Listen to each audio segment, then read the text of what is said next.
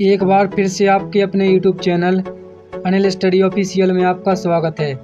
आशा करता हूं कि आप सभी लोग स्वस्थ होंगे, मस्त होंगे और आपकी तैयारी भी बहुत अच्छी चल रही होगी। नमस्कार दोस्तों, आज का हमारा टॉपिक है इंडियन पॉलिटी का चैप्टर नंबर 28, जिसका नाम है संघ लोक सेवा आयोग यानी कि UPSC इसको कहा जाता है, यानी कि यूनियन पब्लिक सर्विस कमीशन। इससे जो भी कंप्लीट नोट्स हैं, जो भी सभी कम्पिटिटिव एग्जाम में पूछे जाते हैं, वो सभी कंप्लीट नोट्स से जानेंगे। यानी कि आज की वीडियो में हम UPSC के बारे में संपूर्ण जानकारी प्राप्त करेंगे। सभी सरकारी परीक्षाओं हेतु जैसे SSC, रेलवे, UPPSC और UPSC, BPSC, CTET और पुलिस आदि सभी परीक्षाओं के लिए जो भी जानकारी है UPSC से संबंधित, उसके बारे में आज हम जानेंगे। तो चलिए वीडियो की शुरुआत करते हैं। सबसे पहले परिचय जान लेते हैं। तो संघ लोक सेवा आयोग यानी कि यूनियन पब्लिक सर्विस कमीशन जो होता है, ये भारत का संवैधानिक निकाय होता है। संवैधानिक निकाय का मतलब होता है ये भारतीय संविधान द्वारा क्या होता है, इसको मान्यता प्राप्त होती है, जो केंद्र सरकार की विभिन्न सेवा एवं अखिल भारतीय सेवाओं के लिए योग्य उम्मीदवारों का चयन करता है। यानी कि जो केंद्र सरकार की नौकरियां होती हैं, उनकी विभिन्न सेवा में अखिल भारतीय सेवाओं के लिए योग्य उम्मीदवारों का चयन करता है। कौन करता है? UPSC करता है। इसका उद्देश्य योग्यता आधारित निष्पक्ष एवं पारदर्शी भर्ती सुनिश्चित करना है। यानी कि जिसकी जो योग्यता है उसी के आधार पर निष्पक्ष यानी कि बिना किसी पक्ष के, पारदर्शी मतलब सही तरीके से नियमबद्ध रूप से भर्ती करना होता है। किसका काम? UPSC का काम ये होता है। संवैधानिक आधार, तो संवैधानिक आधार क्या है? तो भाग किस में इसका है? तो भाग 14 में इसका वर्णन दिया गया है। और भाग 14 अनुच्छेद 315 से लेकर 323 तक इसका वर्णन दिया गया है।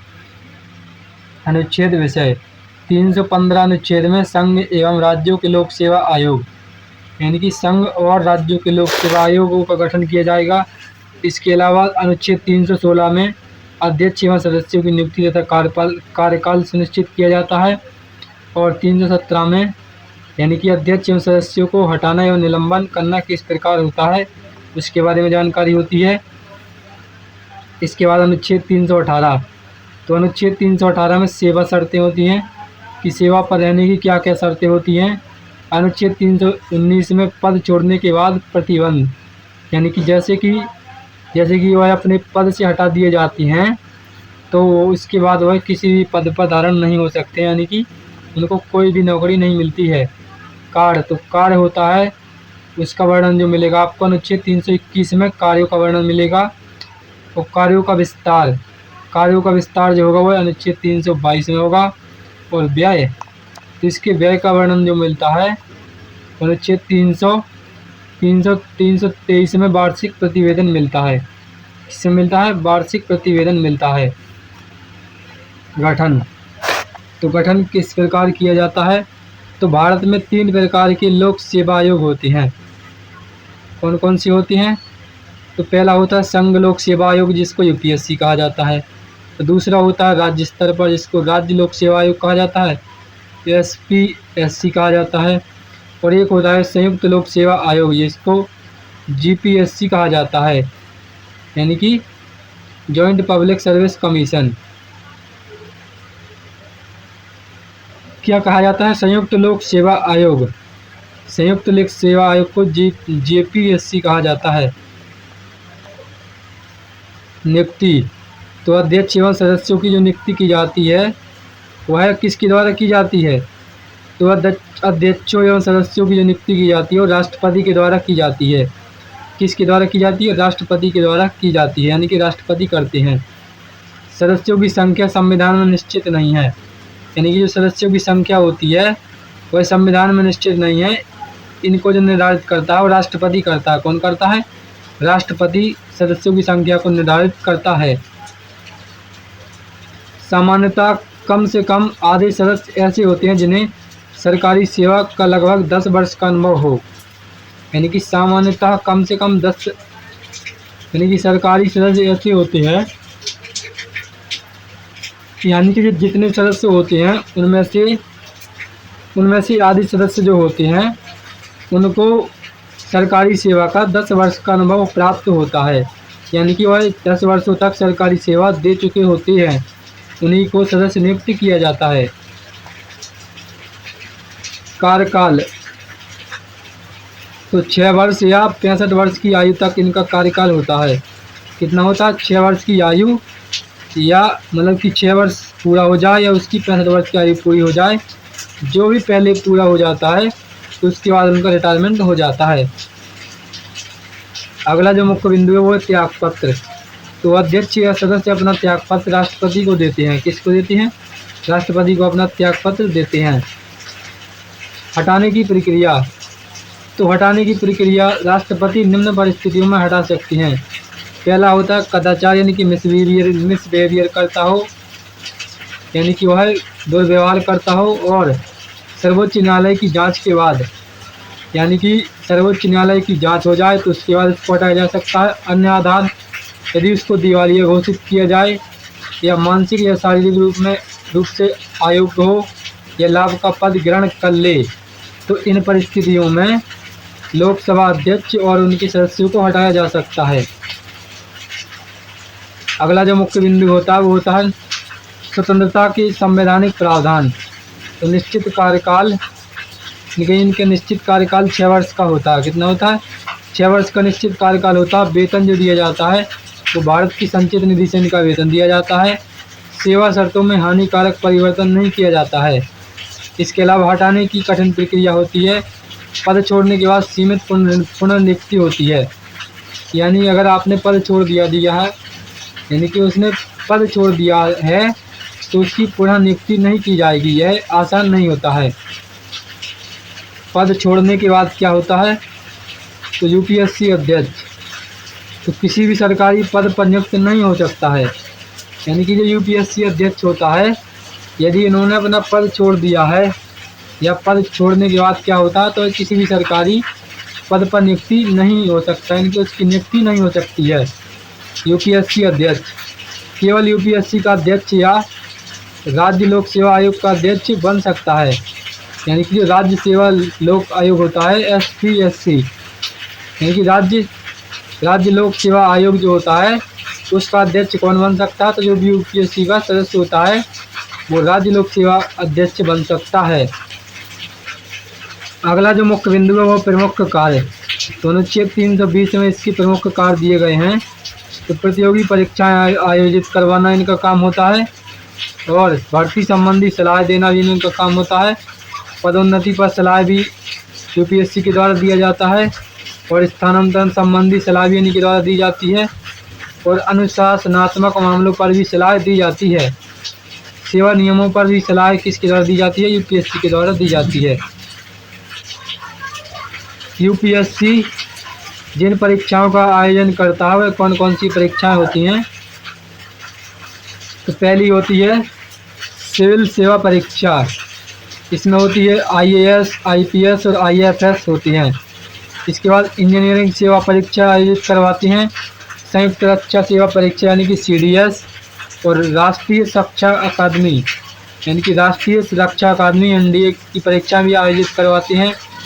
संयुक्त चिकित्सा परीक्षा सेवा भी आयोजित करवाते हैं यूपीएससी, और सीएपीएफ की परीक्षा भी आयोजित करवाती हैं, और भूवैज्ञानिक परीक्षा भी यूपीएससी के द्वारा आयोजित करवाई जाती है। यूपीएससी किन मामलों में सलाह नहीं देता है? तो यूपीएससी जो होता है वह आरक्षण संबंधी मामलों में सलाह नहीं देता है, और एससी एसटी दावों पर विचार भी नहीं करता है। अधिकांश ग्रुप सी और ग्रुप डी पद, यानी कि जो ग्रुप सी और ग्रुप डी के पद होते हैं उन पर सलाह नहीं देता है सरकार को। इसके अलावा एक वर्ष से कम की अस्थायी नियुक्तियाँ, यानी कि वह यह सलाह नहीं देता है कि एक वर्ष से कम स्थायी नियुक्तियाँ की जाएँ, यानी कि कोई भी नियुक्तियाँ ऐसी की जाएँ जिनकी अवधि 1 वर्ष हो या उससे कम हो, यानी कि 1 वर्ष हो या इससे कम हो, ऐसी नियुक्तियाँ नहीं की जानी चाहिए। ऐसी सलाह वही नहीं देता है। अगला जो मुख्य बिंदु है वो वार्षिक प्रतिवेदन। यूपीएससी प्रत्येक वर्ष अपनी रिपोर्ट राष्ट्रपति को भेजता है। यानी कि यूपीएससी जो होता है, यूनियन पब्लिक सर्विस कमीशन, वह प्रत्येक वर्ष जो भी काम उन्होंने किया है एक वर्ष में, उसकी पूरी रिपोर्ट राष्ट्रपति को भेजता है। किसको भेजता है? राष्ट्रपति को भेजता है। राष्ट्रपति इस रिपोर्ट को संसद के दोनों सदनों के समक्ष प्रस्तुत करते हैं। यानी कि राष्ट्रपति संसद के दोनों सदनों के समक्ष इस रिपोर्ट को प्रस्तुत करते हैं। इस रिपोर्ट में क्या क्या काम किया गया है उन सभी के बारे में बताते हैं। दोनों सदनों का मतलब होता है लोकसभा और राज्यसभा में प्रस्तुत करते हैं। महत्वपूर्ण तथ्य, तो यूपीएससी एक संवैधानिक निकाय है। कैसा है? ये संवैधानिक निकाय होता है और मुख्यालय इसका नई दिल्ली में है। तो भारतीय प्रणाली का प्रहरी माना जाता है। यानी कि जो भी भर्ती होती है इन्हीं के द्वारा की जाती है। सलाह परामर्शात्मक होती है, बाध्यकारी नहीं होती है। यानी कि ये राष्ट्रपति को सलाह दे सकते हैं, लेकिन राष्ट्रपति उस सलाह को माने या ना माने यह राष्ट्रपति के ऊपर होता है। वह इनकी सलाह मानने के लिए बाध्यकारी नहीं होते हैं। कौन? राष्ट्रपति। चाहे तो उनकी सलाह को माने और ना चाहे तो ना माने। परीक्षा में पूछे जाने वाले तथ्य, तो भाग 14 और अनुच्छेद 315 से लेकर 323 तक यूपीएससी का वर्णन किया गया है। और यूपीएससी सदस्यों और अध्यक्षों की नियुक्ति करता राष्ट्रपति और कार्यकाल होता है 6 वर्ष या 65 वर्ष की आयु तक होता है। और त्यागपत्र किसको देता है? तो त्यागपत्र राष्ट्रपति को देता है। तो हटाने की जांच जो की जाती है, यानी कि अध्यक्ष और सदस्य को हटाने की जांच की जाती है, वो सर्वोच्च न्यायालय के द्वारा की जाती है। और जो 1 साल की रिपोर्ट प्रस्तुत करवाते हैं तो किसको करवाते हैं? तो राष्ट्रपति को करवाते हैं। तो व्यय यानी कि जो भी खर्च दिया जाता है उनका वेतन दिया जाता है और भारत की संचित निधि से दिया जाता है। कहाँ से दिया जाता है? भारत की संचित निधि से दिया जाता है। कार्य क्या होता है इनका? तो कार्य होता है भर्ती, परीक्षा, पदोन्नति, अनुशासनात्मक मामलों पर सलाह देना। यानी कि भर्ती निकालना, परीक्षा करवाना, पदोन्नति यानी कि प्रमोशन और अनुशासन से संबंधित मामलों पर सलाह देना यूपीएससी का काम होता है। वन लाइनर रिवीजन क्या है वो भी देख लेते हैं। तो यूपीएससी क्या है? तो ये संवैधानिक निकाय है, यानी कि एक संवैधानिक संस्था है। वो अनुच्छेद 315 से लेकर 323 तक यूपीएससी का वर्णन किया गया है। तो भाग 14 और इसकी नियुक्ति जो करता है वो राष्ट्रपति करते हैं। और कार्यकाल जो होता है वो 6 वर्ष या 65 वर्ष होता है। तो हटाने वाला होता है राष्ट्रपति। और जाँच जो की जाती है वो सर्वोच्च न्यायालय के द्वारा की जाती है। और सलाह जो होती है वो परामर्शात्मक सलाह होती है। और 1 साल की जो रिपोर्ट दी जाती है वह किसको दी जाती है? तो राष्ट्रपति को दी जाती है। तो व्यय जो होता है या उनको जो भी सैलरी दी जाती है वो भारत की संचित निधि से दी जाती है। और मुख्यालय कहाँ होता है? तो इसका मुख्यालय होता है नई दिल्ली में। और उद्देश्य योग्यता आधारित भर्ती होती है, यानी कि योग्यता के आधार पर आपकी भर्ती की जाती है। यूपीएससी यानी कि संघ लोक सेवा आयोग के अंतर्गत आने वाली सभी प्रमुख नौकरियों को विस्तार पूर्वक जानेंगे। यानी कि कौन कौन सी नौकरियां इनके अंतर्गत आती हैं। तो यूपीएससी केवल आईएएस की भर्ती नहीं करता, बल्कि सिविल सेवा इंजीनियरिंग के लिए करता है, रक्षा के क्षेत्र में करता है, चिकित्सा के क्षेत्र में, वन सेवा, भूविज्ञान, आर्थिक एवं सांख्यिकी सेवाओं सहित अनेक प्रतिष्ठित पदों पर भर्ती करता है। यूपीएससी की सबसे प्रसिद्ध परीक्षा जो होती है वह सिविल सर्विस एग्जामिनेशन CSE, यानी कि जिसके माध्यम से लगभग 24 सेवाओं में चयन होता है। यानी कि जो होती हैं सिविल से संबंधित यूपीएससी की सिविल सर्विस सेवाएं होती हैं, मुख्य रूप से वो सबसे ज़्यादा प्रमुख होती हैं, उन्हीं के बारे में ज़्यादा जाना जाता है यूपीएससी को। अखिल भारतीय सेवाएं यानी कि ऑल इंडिया सर्विस, तो पहला होता है आईएएस यानी कि इंडियन एडमिनिस्ट्रेशन। तो आईएएस के अंतर्गत कौन कौन सी सर्विस आती हैं? तो भारतीय प्रशासनिक सेवा इसको कहा जाता है हिंदी में। तो इसमें कार्य क्या होता है? तो पहला होता है जिला प्रशासन संभालना, सरकारी योजनाओं का क्रियान्वयन करना, कानूनी व्यवस्था की निगरानी, नीति निर्माण यानी कि नीति निर्माण पर प्रशासन। प्रमुख पद कौन कौन से होते हैं? तो पहला होता है SDM, फिर ADM होता है, फिर DM होता है जिसको कलेक्टर कहा जाता है, उसके बाद होता है कमिश्नर होता है, इसके बाद प्रिंसिपल सेक्रेटरी होता है, इसके बाद चीफ सेक्रेटरी होता है, और इसका जो आखिरी जो प्रमोशन का पद होता है, भारत का सर्वोच्च नौकरशाह होता है, उसको कैबिनेट सेक्रेटरी कहा जाता है। क्या कहा जाता है? Cabinet secretary. इसके बाद यूपीएससी की जो दूसरी सबसे प्रसिद्ध सेवा है उसको आईपीएस कहा जाता है, यानी कि इंडियन पुलिस सर्विस, भारतीय पुलिस सेवा। तो इसका कार्य क्या होता है? तो इसका कार्य होता है कानून एवं व्यवस्था बनाए रखना, अपराध नियंत्रण करना और पुलिस प्रशासन, आंतरिक सुरक्षा। और प्रमुख पद कौन कौन से होते हैं? तो पहला होता है एएसपी, दूसरा होता है एसपी, दूसरा होता है डीआईजी, दूसरा होता है आईजी, और जो ये होता है एडीजी। आखिरी पद जो होता है वो डीजीपी होता है, जो पूरी फोर्स का, यानी कि पूरी पुलिस फोर्स का प्रमुख होता है। इसके बाद जो अगला मुख्य बिंदु है, यानी कि अगली मुख्य नौकरी है IFOS, यानी कि इंडियन फॉरेस्ट सर्विस। तो इंडियन फॉरेस्ट सर्विस को क्या कहा जाता है? भारतीय वन सेवा। तो इनका कार्य क्या होता है? तो इनका कार्य होता है वन संरक्षण, वन्यजीव संरक्षण, पर्यावरण संरक्षण, राष्ट्रीय उद्यानों का प्रबंधन।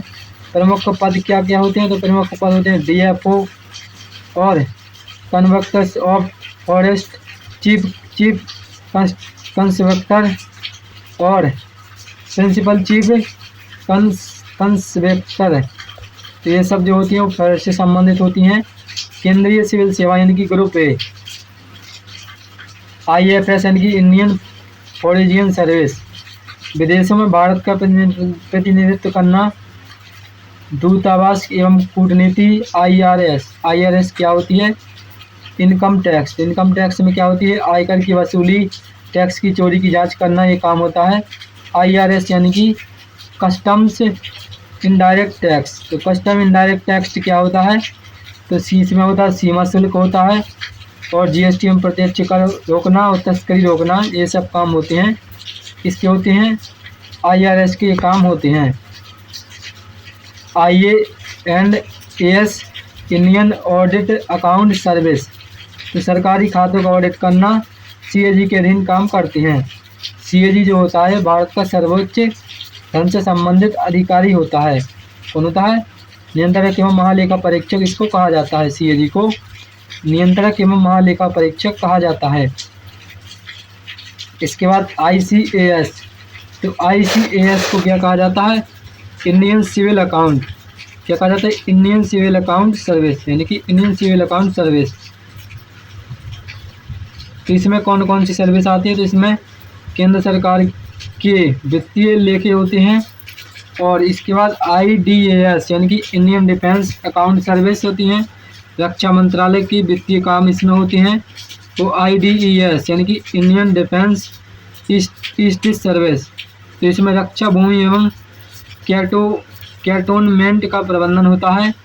और ICLS Indian corporate law service, यानी कि कंपनियों से संबंधित कानूनों का पालन।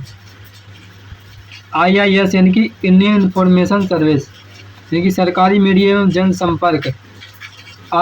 IPOS यानी कि इंडियन पोस्टल सर्विस। तो इंडियन पोस्टल सर्विस क्या होती है? तो डाक विभाग का प्रशासन। क्या होता है? डाक विभाग का प्रशासन। इसके बाद जो अगली प्रमुख सर्विस है वो है इंडियन कम्युनिकेशन फाइनेंस सर्विस, यानी कि पूर्व IPTAFS, यानी कि संचार विभाग का वित्तीय प्रबंधन। इसके बाद क्या होती है? तो इसके बाद होती है ITS का मतलब होता है इंडियन ट्रेड सर्विस, यानी कि विदेशी व्यापार एवं निर्यात नीति। इसके बाद जो अगली प्रमुख होती है सर्विस वो होती है IRMS, यानी कि इंडियन रेलवे मैनेजमेंट सर्विस, यानी कि भारतीय रेलवे का प्रशासन एवं प्रबंधन। इसके बाद अगली जो होती है वो होती है RPF असिस्टेंट सेक्रेटरी कमिश्नर। क्या होती है? रेलवे सुरक्षा बल में अधिकारी। क्या होती है? रेलवे सुरक्षा बल में अधिकारी। इसके बाद ग्रुप B, तो ग्रुप B की सेवाएं क्या क्या होती हैं? तो ग्रुप B की सेवाएं होती हैं armed force headquarter civil service. तो इसमें कौन कौन सी होती है? तो इसमें डेनिक्स होती है और पौंडीचेरी सिविल सर्विस होती हैं और पौंडीचेरी पुलिस सर्विस, ये सब सेवा इसमें होती हैं। यूपीएससी द्वारा आयोजित अन्य परीक्षाएं कौन कौन सी होती हैं?